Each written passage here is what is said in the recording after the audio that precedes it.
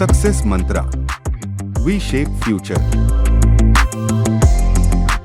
Hindu news analysis. So prior to giving details, let's have a sneak peek what is important for us in today's The Hindu. आज के the Hindu में supreme court का एक बड़ा प्यारा सा judgement आया जो आप लीगल और सीए और डीयू वालों लीगल नॉलेज, एमएच सेट और स्लैट इन सब के लिए इंपॉर्टेंट कैसे और किस तरीके से क्वेश्चन फ्रेम हो सकता है उसके लिए अपन है यहाँ पे।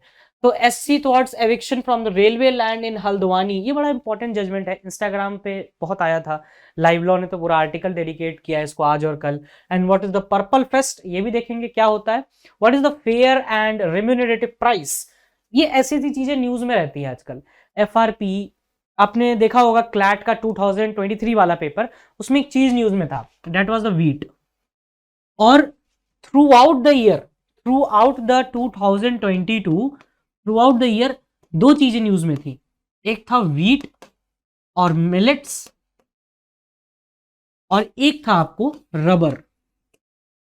और यहां से क्लैट ने क्वेश्चन पूछा, उसने पुटअप किया, तो सो देयर आर चांसेस कि आपको एमएच सेट, स्लैट, सिम्बी इन सब से भी क्वेश्चंस आ सकते हैं, क्योंकि एफआरपी रिलेटेड है आपको शुगर कैन से। और शुगर कैन के बारे में एक डिटेल इंफॉर्मेशन हम लेंगे आज। कलर कोडेड वेदरिंग वार्निंग, ये दिल्ली में ही हो रहा है, दिल्ली वालों पता होना चाहिए, इतनी ठंड कर रखी है भाई साहब, 4-4 डिग्री सेल्सियस टेम्परेचर जाता है यहाँ पे, तो कलर कोडेड वेदर वार्निंग तो लगानी पड़ेगी ना।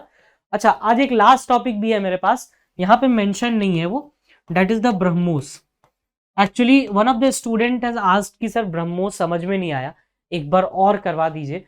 तो ब्रह्मोस में देखो बेटा, ऐसा कुछ खास नहीं था, कोई रॉकेट साइंस नहीं है, बट हाँ समझने वाली चीज है। एंड आई लिटरली अप्रिशिएट कि आप लोग मैसेज करके पूछते हो, ठीक है। और आई टेंड टू रिप्लाई यार, 1 घंटे 1.5 घंटा मैक्स मेरा बफर टाइम रहता है कि उसमें ना रिप्लाई करें, उसके अंदर ही रिप्लाई कर देते हैं हम, ठीक है। और ये टेलीग्राम पे पूछा था बच्चे ने, तो जिसको भी कोई डाउट हो पूछो यार, मस्त पढ़ो लिखो, ठीक है। चलिए स्टार्ट करते हैं। तो भाई मेनली क्या हो रहा था, माय बैड, मेनली हुआ क्या था कि सुप्रीम कोर्ट ने एविक्शन पर रोक लगा दी है हल्द्वानी के रेलवे लैंड पर रह रहे लोगों को। अभी हुआ क्या है, पहले पूरी कहानी समझो, उसके बाद थोड़ा सा जो हमारे काम की मतलब की चीजें हैं उन पे हम फोकस करेंगे, राइट। तो बेसिकली इसमें है क्या कि हल्द्वानी में कुछ लोग हैं, कुछ लोग तो नहीं, बहुत सारे लोग हैं, वो रेलवे के एक लैंड पे रह रहे थे काफी टाइम से, ठीक है। अब जो ये रह रहे थे, तो हाई कोर्ट ने, उत्तराखंड हाई कोर्ट ने कहा कि भाई इनको निकालो, ठीक है। गवर्नमेंट का भी ऑर्डर आया इनके एविक्शन से रिलेटेड। अब गवर्नमेंट का जो ऑर्डर आया ये था कि आप 7 दिन के अंदर अंदर खाली कराओ और ओवरनाइट इसको पूरा क्लियर करो स्पेस, क्योंकि ये जो लैंड है वो रेलवे का लैंड है, आपका नहीं। सुप्रीम कोर्ट में केस गया, सुप्रीम कोर्ट में कल इसकी जजमेंट आई और सुप्रीम कोर्ट ने कहा कि देखो होश में बात करो, इतने सारे लोग जो इतने बड़े टाइम से रह रहे हैं, 50 साल 60 साल से रह रहे हैं उस लैंड पे, तो वो लैंड से एक दिन में ओवरनाइट तो खाली नहीं किया जा सकता, प्रैक्टिकल बात करो, ठीक है। तो प्रैक्टिकल बात इन्होंने करी नहीं, तो सुप्रीम कोर्ट ने कहा कि जस्टिस ओखा थे आई गेस इसमें, तो वो जानने की नीड नहीं है। सुप्रीम कोर्ट ने कहा कि एक चीज होती है आर्टिकल 21 आपके माइंड में हो सर, रहने से 21 का क्या रिलेशन है। देखो भाई साहब, भौतिक विज्ञान पढ़ा दे यहाँ पे। देखो आर्टिकल 21 में क्या होता है, right to life and personal liberty, ठीक है। Right to life and personal liberty, ये होता है आर्टिकल 21। बट इसके साथ साथ लिखा जाता है subject to restriction of state, state restrict कर सकता है कुछ कुछ पॉइंट पे। तो सुप्रीम कोर्ट ने कहा आर्टिकल 21 का ambit by the time supreme court ने डेवलप करा है, जो इसमें एक टर्म है लाइफ, ये कोई छोटा मोटा टर्म नहीं है। इसको सुप्रीम कोर्ट ने कुछ दिन पहले हम लोगों ने देखा कि सुप्रीम कोर्ट ने कैसे इसको जल्लीकट्टू से भी रिलेट किया है, ठीक है। तो जल्लीकट्टू भी रिवाइज आ गया ना एक बार में। तो अब लाइफ का जो पॉइंट है यहाँ पे, ये बहुत सारी चीजें इंक्लूड करता है इसमें, जैसे right to live with dignity, और इस केस में सुप्रीम कोर्ट ने प्रोपाउंड किया राइट टू शेल्टर। अच्छा, अब एक बात बताना कि शेल्टर अगर इसमें निकाल दिया जाएगा लोगों को, तो उनका राइट टू शेल्टर इन्फ्रिंज हो जाएगा, और राइट टू शेल्टर इन्फ्रिंज होगा तो आर्टिकल 21 इन्फ्रिंज होगा, जो कि पार्ट एंड पार्सल है फंडामेंटल राइट्स का। ठीक है, तो फंडामेंटल राइट वायलेट करेगा स्टेट, अगेन वो कॉन्स्टिट्यूशनल टॉर्ट वाला बात आ जाएगा। हम लोगों ने कुछ दिन पहले पढ़ा था फ्री स्पीच के टाइम पे, बताना पढ़ा था कि नहीं पढ़ा था। तो राइट टू शेल्टर जो है यहाँ पे बात की गई, राइट टू शेल्टर। तो सर राइट टू शेल्टर इस केस में आया? नहीं, ऐसा बिल्कुल नहीं है। राइट टू शेल्टर का एक लैंडमार्क केस है, मतलब बहुत पुराना केस है, that is, I hope it must be visible, yes, एक है Olga Tellis, Olga Tellis versus BMC, Olga Tellis versus Bombay municipal corporation इस केस का नाम है। तो इस केस में कहा गया था right to shelter is a fundamental right. और भी केसेस थे, जैसे कि एक Chameli versus state of UP का केस था, Chameli versus state of UP. अब ये देखना ये कैसे कैसे रेलेवेंट होगा आपके एग्जाम पैटर्न पे, वही बताएंगे। तो पहले ये चीज समझ लो, यही थी पूरी कहानी और सुप्रीम कोर्ट ने एविक्शन पे रोक लगा दी। आई होप कि यहां तक कोई भी इशू नहीं होगा। अब ये देखो कैसे क्वेश्चंस फ्रेम होंगे। सीए में तो तुमसे डायरेक्ट पूछा जाएगा, राइट टू लाइफ के अंदर ये इंक्लूडेड है आर्टिकल, राइट टू शेल्टर ये किस आर्टिकल के अंदर है इंडियन कॉन्स्टिट्यूशन में, डायरेक्टली आ सकता है। अच्छा, और लीगल में क्या करेगा ना कि ओल्गा टेलिस या फिर किसी भी एक केस का बड़ा अच्छा लैंडमार्क चीज कॉपी करेगा, पेस्ट, और क्वेश्चंस फ्रेम हो जाएंगे, और तुम करोगे वहां से धराधर गलतियां।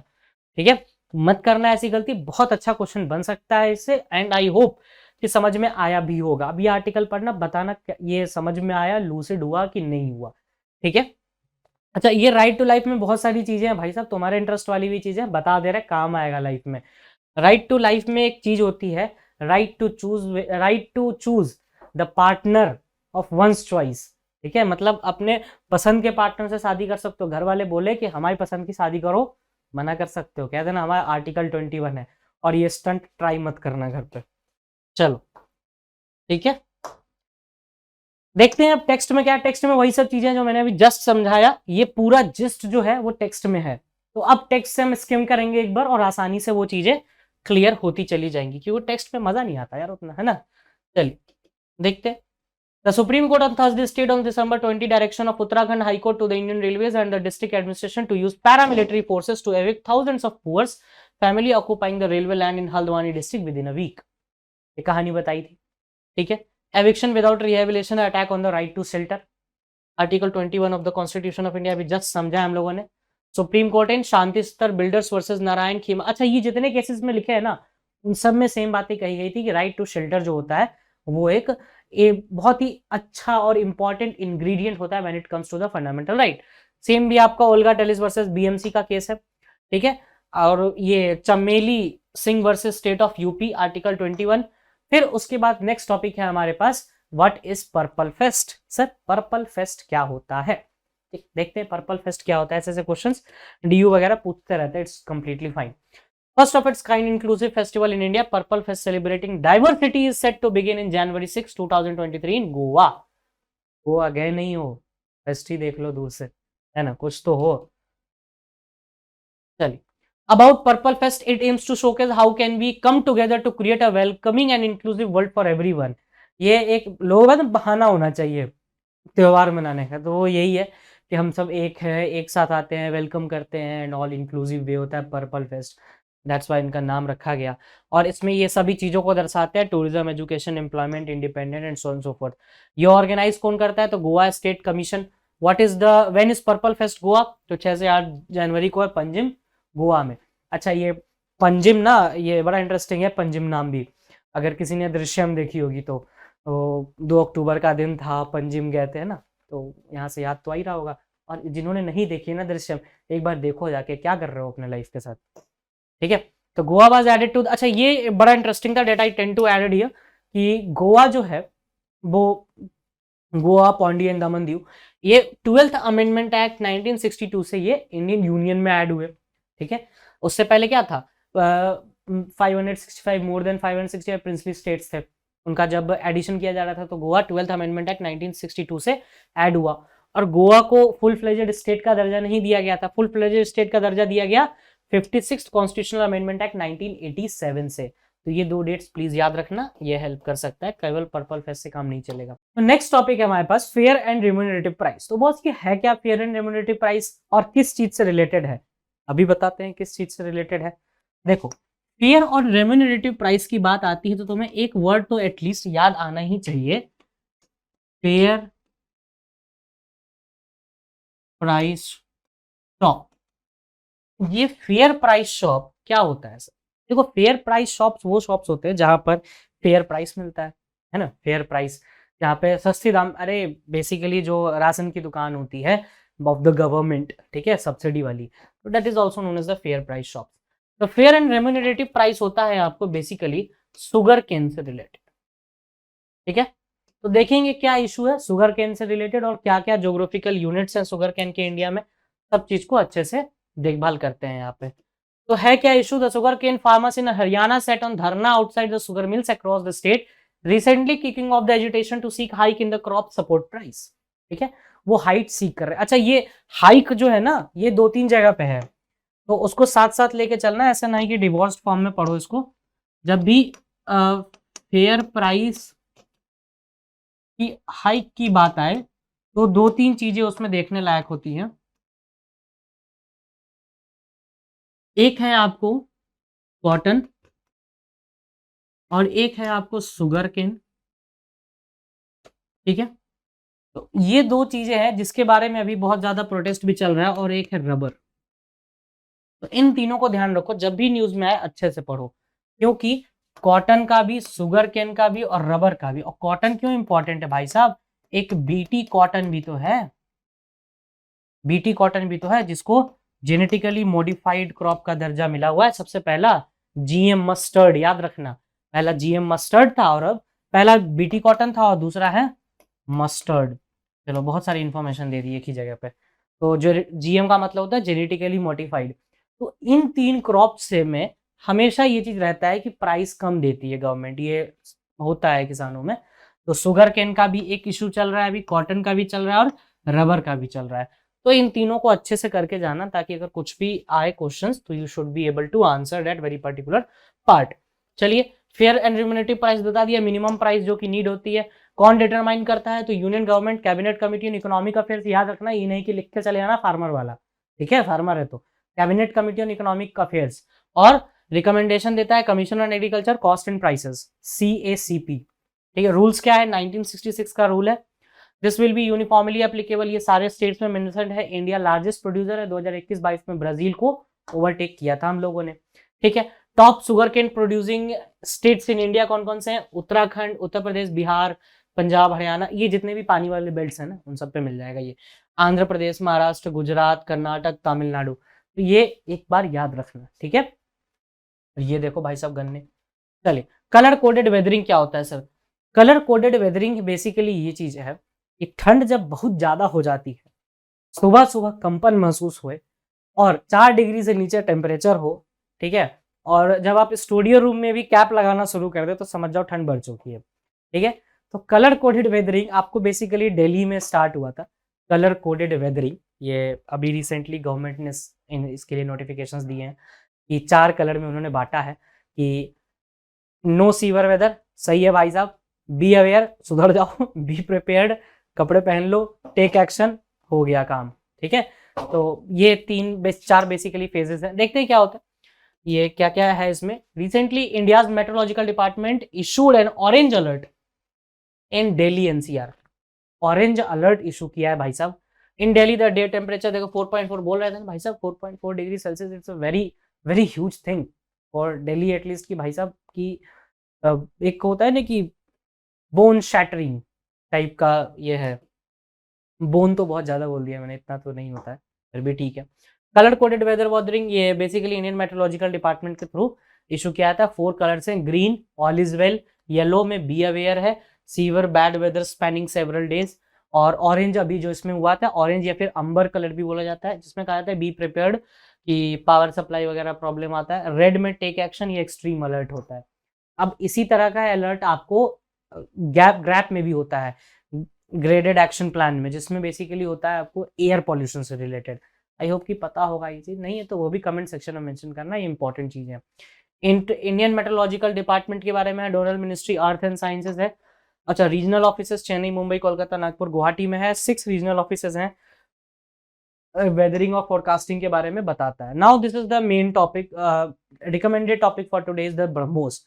एक बच्चे को नहीं समझ में आया था ब्रह्मोस, तो कोई बात नहीं, हम हैं समझाएंगे। अब इसके बाद भी नहीं समझ में आएगा फिर भी बताना कि नहीं समझ में आया, एक बार और बताओ, ठीक है। ब्रह्मोस को पहले इस इमेज से समझते हैं, ब्रह्मोस मिसाइल के बारे में, ठीक। अभी ये बेसिकली न्यूज में इसलिए रहा क्योंकि सुखोई MK-30 से इसको लॉन्च किया गया था, तो एयर 2 रहा वो वाला, तो चीजें हैं। मैक्सिमम रेंज इसका 400+ किलोमीटर, ये फैक्ट्स याद होने चाहिए। वेलोसिटी मैक 2.8 का है, वेट 2.5 टन है, एल्टीट्यूड क्रूज 15 एंड टर्मिनल 10 से 15 मीटर का, ठीक है। अच्छा, हाई सुपरसोनिक है, फायर एंड फॉरगेट है। फायर एंड फॉरगेट का मतलब क्या होता है, बताया था मैंने कि एक बार टारगेट सेट करो, निकल गया, भूल जाओ, अब वो दोबारा नहीं आ रहा लौट के, वो वापस से नहीं उसको किया जा सकता है, ठीक है। BrahMos has 3 time most velocity, 2.53 time flight range है इसका। तो ये इसके फीचर्स हैं जो थोड़े बहुत आइडिया होना चाहिए आपको। अंदर में बाकी सब चीजें ये बताई गई हैं कि ये ज्वाइंट वेंचर है बेसिकली आपको DRDO का और रशिया के एक NPO का। रशिया का NPO एक, जैसे DRDO अपना उनका NPO है, वो दोनों मिलकर करते हैं। सबसे पहली बार इसको 2001 में जून में supersonic cruise missile was first tested from a land based launcher, that is the Chandipur, ठीक है। और बैकग्राउंड और डेवलपमेंट की बात करें तो कैसे कैसे डेवलप हुआ। 1980s में डॉक्टर अब्दुल कलाम आजाद ने एक प्लान कंसीव किया था बेसिकली, कि जिसमें पृथ्वी, अग्नि, त्रिशूल, आकाश और नाग, ये 5 उन्होंने दिए थे नाम कि ये होने चाहिए इंडिया के पास। पृथ्वी, अग्नि, ये याद रखना, पृथ्वी, अग्नि, त्रिशूल, आकाश और नाग, ये तो है ना, अग्नि 1 2 3 4 5 उसी के पार्ट होते हैं। ये इंटर गवर्नमेंट अग्रीमेंट साइन हुआ फिर रशिया से 1998 में। फिर उसके बाद ये सिलसिला चलते गया। 1999 में वर्क स्टार्ट हुआ DRDO एंड पॉम ने, और BrahMos aerospace receive fund from the 2 governments. तो फर्स्ट सक्सेसफुल 2001 चांदीपुर में रेंज में हुआ था, ठीक है। नाउ आई होप कि ये चीज समझ में आया होगा। इसके बाद कोई डाउट हो तो please do mention, if you have any doubt just mention कर दो कमेंट सेक्शन में, टेलीग्राम में मेंशन करो, जहां मैंने मेंशन करो, I am there to help. India's plan to develop the green hydrogen, ये कल ही बताया, एक बार पढ़ लेना ये topic, just go through it, कुछ ज्यादा रटने की जरूरत नहीं है। ग्रे हाइड्रोजन, ब्लू हाइड्रोजन और ग्रीन हाइड्रोजन, ये 3 टर्म्स इसमें याद रखना। Now the first question, Charlie Chaplin the most commercially successful film, and I love that film, मैंने देखा है इसलिए I will tell you the answer, the great dictator. ये ऐसे क्वेश्चंस MHSET स्लैट पूछता है, ठीक है। Which amendment of Indian constitution mandate the formation of panchayat at the village block, ये तो हर समय बताते रहते हैं, ये तो बताओ उसका आंसर। द सॉन्ग सारे जहां से अच्छा हिंदुस्तान हमारा was written by which poet, बताना भाई। In which year did animal welfare, ये जलीकट से रिलेटेड क्वेश्चन है, एंड आई होप कि आपको ज्यादा से ज्यादा आंसर्स पता होंगे और डेली एनालिसिस भी देख रहे होंगे। कोई डाउट हो जस्ट मेंशन करो कमेंट सेक्शन में, I am there to help. Thank you, that's all from my side.